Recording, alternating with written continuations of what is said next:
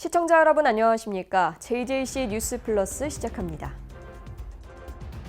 언론중재법 개정안의 연내 국회 본회의 처리가 사실상 무산됐습니다. 화천대유 연루 의혹 범위가 계속해서 넓어지고 있습니다. 마포구에서 가로 쓰레기통이 243곳에서 시범적으로 시행되고 있습니다. 평창군이 국민지원금 신청을 위해 주민등록 등본과 초본을 무료로 발급합니다. 청주공항이 처음으로 중부권 거점공항으로 명시됐습니다. 국회 소식입니다. 한 달간 치열한 논의를 이어가던 언론중재법 개정안의 연내 국회 본회의 처리가 사실상 무산됐습니다. 한 달 가까이 미뤄온 언론중재법 개정안 본회의 상정이 불발됐습니다. 지난 27일부터 여야는 박병석 국회의장 주재 아래 윤호중 원내대표와 국민의힘 김기현 원내대표가 수차례 만나 타협점을 찾았지만 여전히 평행선을 달리는 모습입니다. 야당은 징벌적 손해배상 조항과 열람 차단 청구권 삭제 등을 요구했지만 여당은 이를 수정 완화하더라도 남겨둬야 한다는 입장으로 여야 간 의견 차이를 좁히지 못하고 있습니다. 언론중재법의 내용에 있어서나 언론중재법의 처리 방안에 대해서도 이견이 있어서 아직 합의를 할 수 없는 상황입니다. 각 당의 의견이 개진되었고 아직 충분하게 합의에 이르지 못하고 있어서 현재 여야는 언론중재법상 독소조항으로 존재하는 조항으로 인해 협의에 이르지 못하고 있는데요. 국민의힘은 징벌적 손해배상과 열람 차단 청구권 등을 독소조항으로 지목해 전면 삭제를 주장하는 반면 더불어민주당은 징벌적 손해배상 조항과 기사 열람 차단 청구권의 전면 삭제가 아닌 부분 조정을 내세우고 있습니다.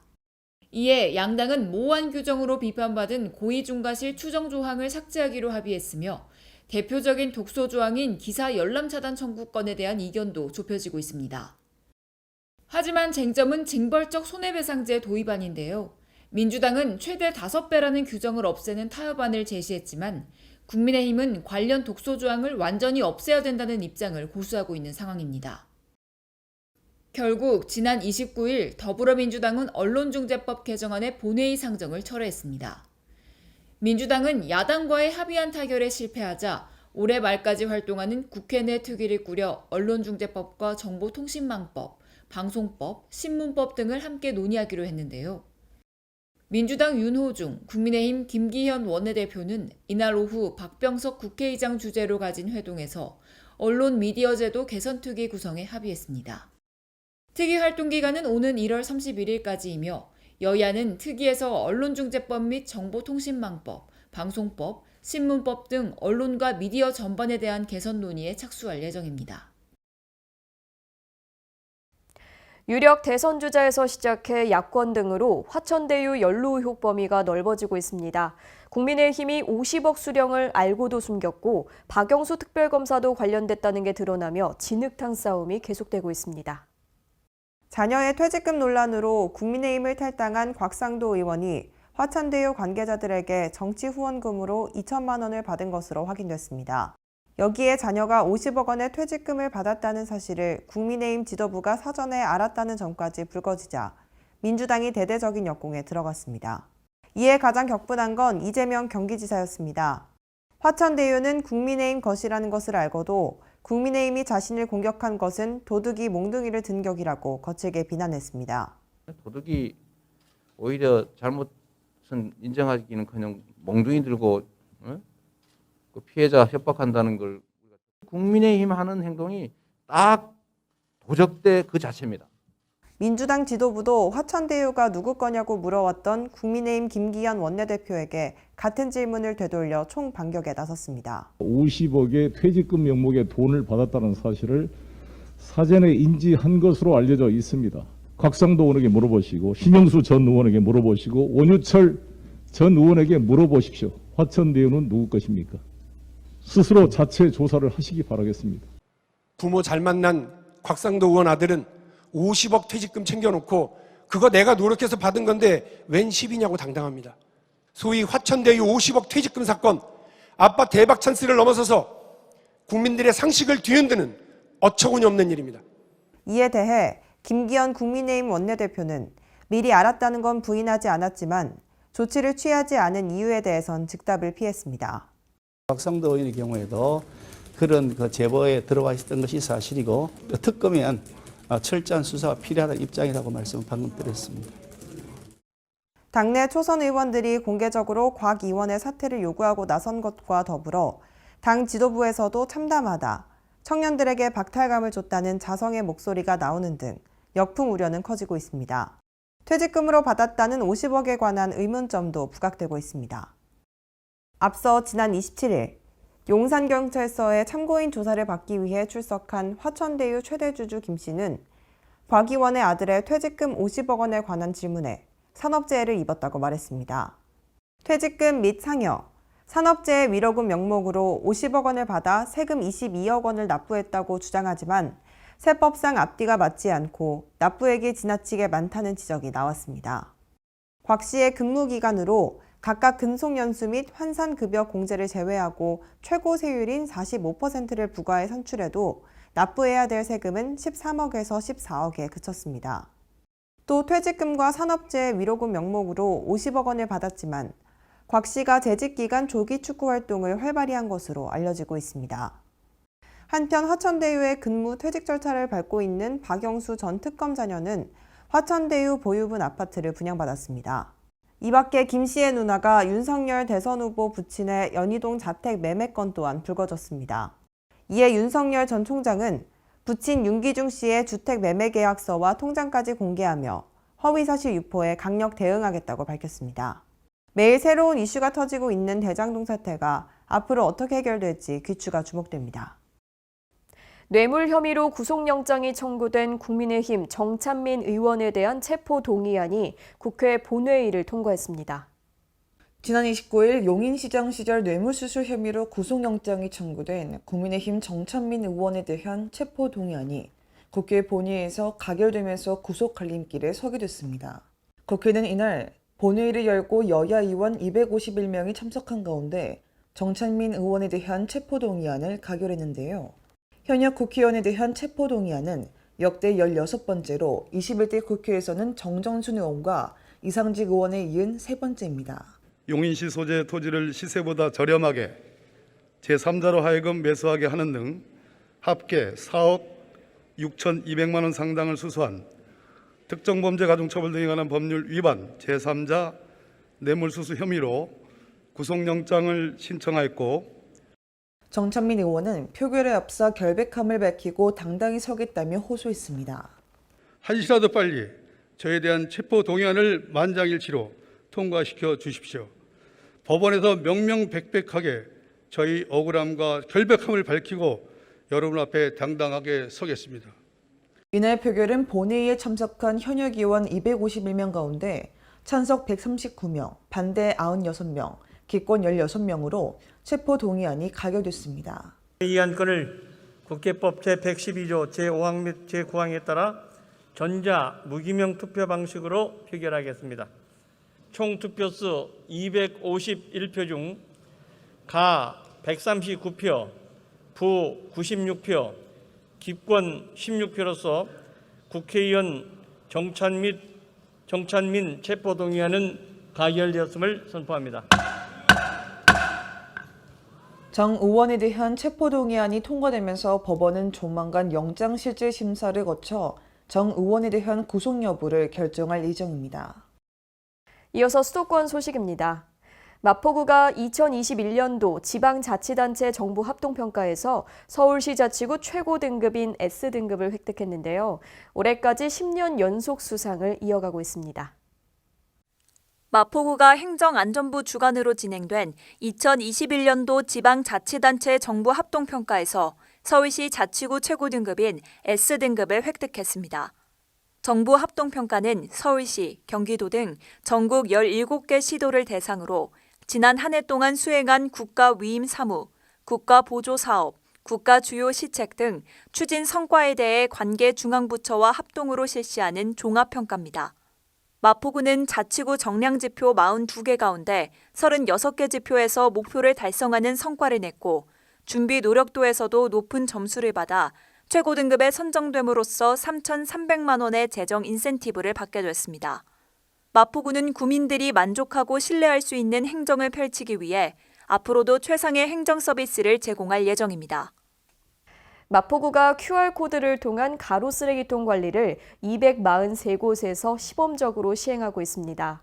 시민 누구나 QR코드로 관리가 미흡한 가로 쓰레기통에 대해 보수 요청할 수 있도록 할 예정입니다. 서울시는 QR코드를 통한 가로 쓰레기통 관리는 지난 7월부터 마포구 가로 쓰레기통 243곳에 시범적으로 운영하고 있습니다. QR코드가 부착된 마포구 관내 가로 쓰레기통은 서울시에서 운영하고 있는 IoT 스마트 클린도로 관리 시스템과 연계해 실시간으로 관리되고 있습니다. 시민 누구나 QR코드 접속을 통해 쓰레기 적재량이 초과한 가로 쓰레기통을 비워줄 것과 훼손된 가로 쓰레기통 보수 등을 요청할 수 있습니다. 마포구는 합정동 주민센터 앞 가로 쓰레기통에 부착한 QR코드를 이용해서 가로 쓰레기통 관리가 이루어지는 상황을 시연하는 시연회 행사를 진행하기도 했습니다. 마포구에서 시범 시행된 가로 쓰레기통 QR코드 관리는 올해까지 시행 효과를 평가한 후 서울 관내 타 자치구로 확대할 예정입니다. 다음은 광역시 소식입니다. 대전시가 급변하는 교통 환경을 선도하고 미래를 대비하기 위한 대전형 공공교통 혁신 전략을 발표했습니다. 허태정 대전시장이 시정 브리핑을 통해 지하철, 버스, 철도 등 다양한 교통수단에 대한 최적화된 정보와 결제를 하나의 플랫폼에서 제공하는 통합교통 서비스인 대전형 마스를 구축하겠다고 밝혔습니다. 최적의 수단이 무엇이냐? 두 번째로는 이걸 종합적으로 통합적으로 서비스 받을 수 있는 정보에 관한 서비스 욕구. 세 번째가 이러한 개별의 교통수단들을 통합적으로 편리하게 환승하고 이용할 수 있도록 하는 그런 연결에 대한 시스템 요구가 가장 높게 나타나고 그렇게 정리가 되고 있습니다. 대전형 공공교통 통합 플랫폼 서비스, 일명 마스 제도를 도입하고자 합니다. 대전시는 대전교통공사 설립과 함께 대전 어디서나 5분 이내에 도착하는 정거장, 추가 비용 없이 5만 원으로 충분한 한 달 교통비, 5종 교통수단 환승이 자유로운 대전형 마스 구축을 단계적으로 추진해 나갈 계획입니다. 한편 대전형 마스 구축은 환승, 타슈, 배차 간격, 할인 등에 대한 시민 불편 해소와 급변하는 대내외 교통정책 환경에 적극 대응하기 위해 마련됐습니다. 대전시와 5개 기관이 소상공인 성장도약 지원을 위해 손을 맞잡았습니다. 대전시가 소상공인의 경영 애로사항 해결과 혁신 성장 지원을 위한 소상공인 성장도약 지원 협약을 체결했습니다.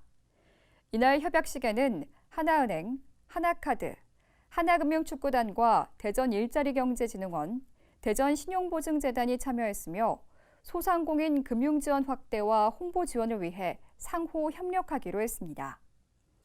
이번 협약을 통해 대전시는 2021년도 자영업 닥터제 참여업체를 대상으로 60억 원 규모의 경영 안정자금 대출을 지원할 계획이며 대전신용보증재단은 특례보증을 지원하고 하나은행은 대출 업무를 실행하게 됩니다. 또한 하나카드는 대전일자리경제진흥원에 2억 원을 출연하고 일자리경제진흥원은 금융지원 사업을 담당할 계획이며 하나은행과 하나금융축구단은 소상공인 매출 증대를 위해 소상공인 사업장 홍보에 적극 나서기로 했습니다. 복지 정보를 한눈에 볼 수 있는 광주 복지 플랫폼의 10월 정식 개통을 앞두고 광주시가 시범 운영에 들어갔습니다. 광주 복지 플랫폼은 광주형 복지 모델 구축의 일환으로 추진됐으며 복지 정책에 대한 시민들의 체감도를 높이기 위해 마련됐습니다. 광주 복지 플랫폼 홈페이지에서는 각종 복지 사업과 복지 서비스 등 생애주기별 맞춤형 복지 정책을 만나볼 수 있으며 관련 통계 및 일자리 등 다양한 복지 정보가 제공됩니다.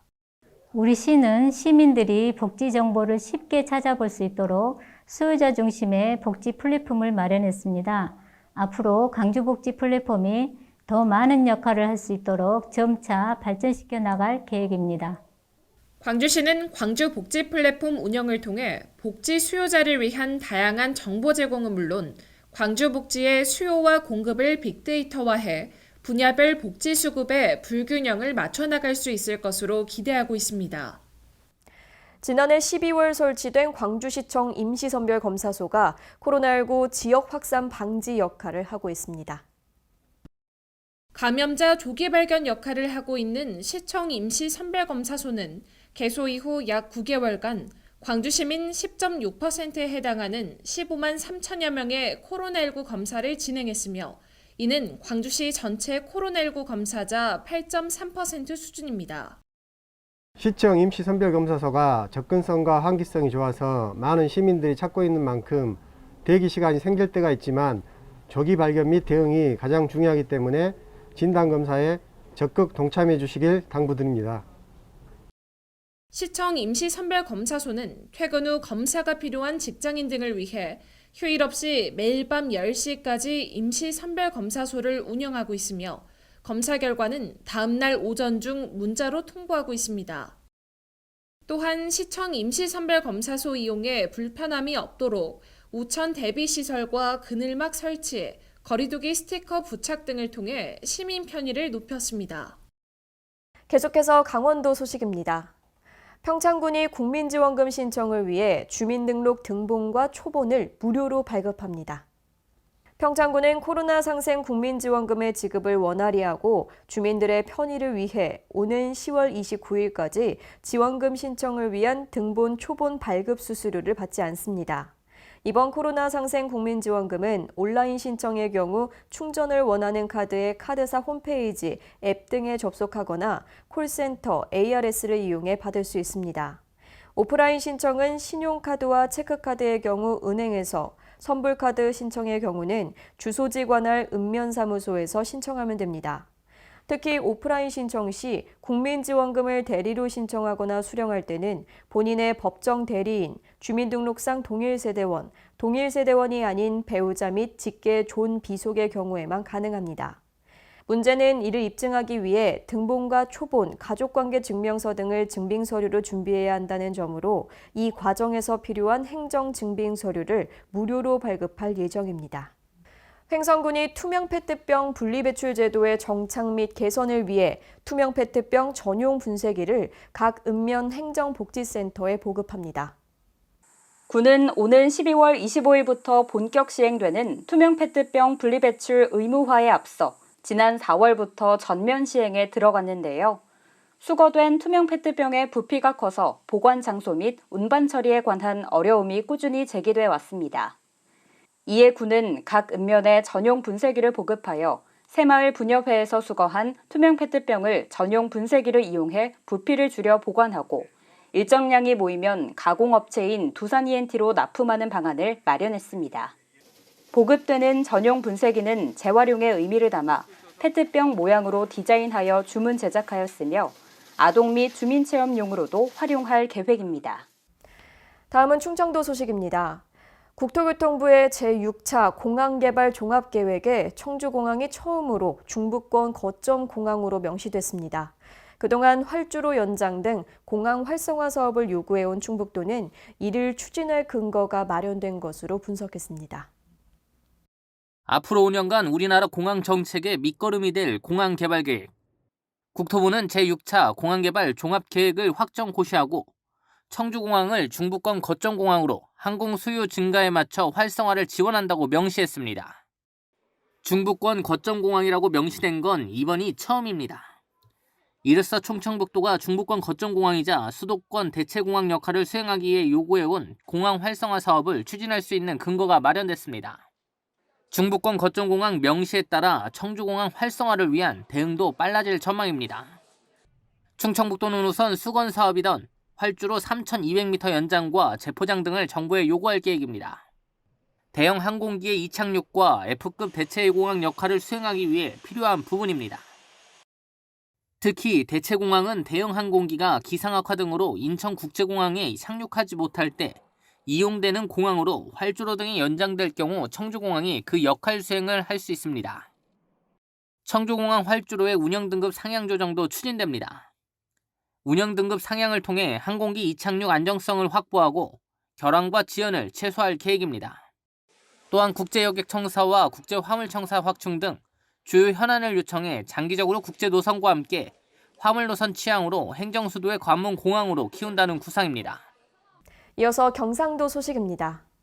코로나19 장기화로 인해 피해를 입은 시민들의 일상 회복을 위해 지급하는 코로나 상생 국민지원금에 양산시비 80억 원이 투입됐습니다. 양산시는 시민 1인당 25만 원씩 지급하는 코로나 상생 국민지원금 지급을 위해 지난 8월 제2회 추가경정 예산에 국도비 720억 원, 시비 80억 원을 편성했다고 밝혔습니다. 양산시는 이와 관련해 지난 6일부터 시작된 온라인 신청 절차를 차질 없이 추진하기 위해 전담 TF팀을 구성해 콜센터를 운영하고 지급 대상자 여부와 지급 금액, 신청 기관과 방법, 사용 기한, 사용 가능 지역, 이의 신청 등을 안내하고 있습니다. 이번 코로나 상생 국민지원금은 9월 6일부터 충전을 희망하는 카드의 카드사 홈페이지나 앱, 콜센터, ARS, 양산사랑카드 또는 카카오뱅크, 카카오페이 앱을 통해 온라인으로 신청할 수 있습니다. 오프라인은 13일부터 주소지 읍면동 행정복지센터나 카드사 연계은행에서 신청할 수 있습니다. 이번 국민지원금은 오는 10월 29일까지 신청해야 하며 오는 12월 말까지 양산시 관내에서 사용 가능하고 사용하지 않은 지원금은 소멸됩니다. 한편 정부는 국민지원금 신청 지급 시기와 맞물려 금융 개인정보 등을 탈취하는 스미싱 피해가 늘 것으로 보고 발신자가 불명확하거나 의심스러운 인터넷 주소를 포함한 문자는 클릭하지 말고 118 센터에 신고할 것을 당부했습니다. 네트워크 양산 박윤경입니다. 청년과 함께 포항의 미래를 꿈꿉니다. 포항시 청년정책조정위원회가 출범했는데요. 그야말로 청년에 의한, 청년을 위한 정책을 설계한다고 합니다. 청년들이 이끌어가는 포항의 새로운 모습을 기대합니다. 포항시 청년정책조정위원회는 새롭게 제정된 청년기본법과 포항시 청년기본조례 개정에 따라 포항시 청년들이 직접 정책을 제안하며 청년들의 미래를 주도적으로 이끌어갑니다. 위원회는 관내 청년단체 회원, 취창업 전문가, 대학생 등 청년 정책에 관심이 많은 다양한 분야의 청년들로 이루어졌습니다. 이들은 청년 친화도시 조성의 기반을 마련하기 위해 분야별 주요 청년 시책에 대해 고민하고 청년 네트워크를 구성해 온오프라인 소통에도 나섭니다. 이를 통해 각 분야의 청년 정책을 직접 제안하고 토론을 거쳐 결정까지 하게 됩니다. 포항시는 청년정책조정위원회와 소통의 시간을 가지며 의견을 경청하고 청년들이 꿈을 펼치며 성장할 수 있는 맞춤형 정책 수립에 최선을 다할 예정입니다. 다음은 전라도 소식입니다.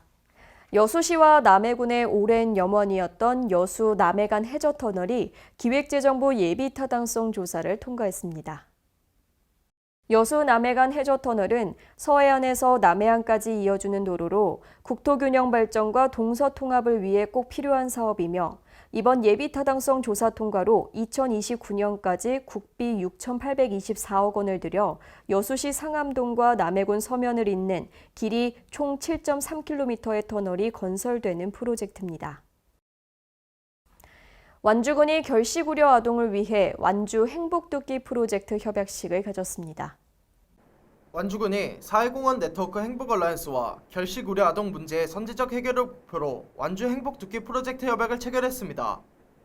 행복도끼 프로젝트는 기업과 지방정부 그리고 지역 내 사회적 기업, 지역 시민이 함께 민간협력 시스템을 구축해 결식 아동의 끼니 공백을 해소하는 프로젝트로 완주군을 포함해 31개 지역에서 펼쳐지고 있습니다. 이번 완주 행복도끼 프로젝트에는 완주군, 자치분권 포럼, 완주 시니어클럽, 3개 기관과 행복얼라이언스 멤버 기업인 미래에셋생명이 참여해 사각지대 아동들이 행복한 안정망 구축에 민관이 상호 협력하기로 했습니다. 한편 협약을 통해 완주군은 관내 결식우려 아동 발굴 조사로 도시락 지원이 필요한 사각지대 결식 아동 50여 명을 선정하고 행복얼라이언스는 멤버 기업인 미래에셋생명의 기부금으로 대상 아동들에게 제공된 행복도시락 사업비를 지원할 예정입니다. 지금까지 전북에서 이정환이었습니다. 완주군민들이 완주 지역 주민자치 실현을 위해 완주군청 앞에서 이재명 후보 지지 선언을 펼쳤습니다. 전라북도 완주 지역 주민자치 실현을 위한 완주군민 2,222명이 18일 완주군청 앞에서 이재명 후보 지지선언을 진행했습니다. 이날 지지선언을 주도한 최기룡, 이병인, 임종환, 이종수, 이영길, 김덕연은 지방자치, 지방분권을 제대로 실현할 대통령 후보를 논의한 끝에 적임자는 이재명 후보뿐이라 판단했기에 이재명 후보 지지선언을 준비하게 되었다며 이날 지지선언의 배경을 언급했습니다. 또한 성남시장과 경기도지사 시절 공약 이행률이 96%에 달하는 등 실천하는 정치인이라는 사실이 또 다른 지지 이유라 설명했습니다. 이날 참석한 대표자들은 실제로 경기도에서는 올해 10월부터 대한민국 최초로 농민 기본소득을 지급하는 등 새로운 정책을 계속 실행하는 할 말은 하고 할 일을 하는 이재명 후보와 함께할 것을 다짐했습니다. 지금까지 전북에서 양호정이었습니다. 정읍시가 우드치 황토길을 조성한 데 이어 임시주차장까지 추가로 연장해서 만들었는데요. 자세한 내용은 이정환 기자가 보도합니다. 정읍시가 지난해 내장사에서 동구리까지 탐방로 구간의 우드칩 황토길을 조성한 데 이어 최근 임시주차장까지 630m 구간을 추가로 연장했습니다.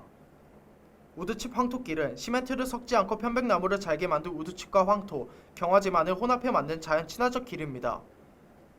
또한 일반 황토 포장과는 다르게 탄성력과 흡수성이 좋아 걷기에 불편함이 없어 가볍게 거닐며 환상적인 단풍길을 즐길 수 있습니다. 유진섭 시장은 자연 친화적인 우드칩 황토길을 따라 걸으면서 지친 몸과 마음을 재충전할 수 있기를 바란다며 내장산 국립공원 관리소와 지속적인 협의를 통해 천혜의 자연 경관을 더불어 편안한 탐방길 기능을 갖출 수 있도록 최선을 다하겠다고 말했습니다. 지금까지 전북에서 이정환이었습니다.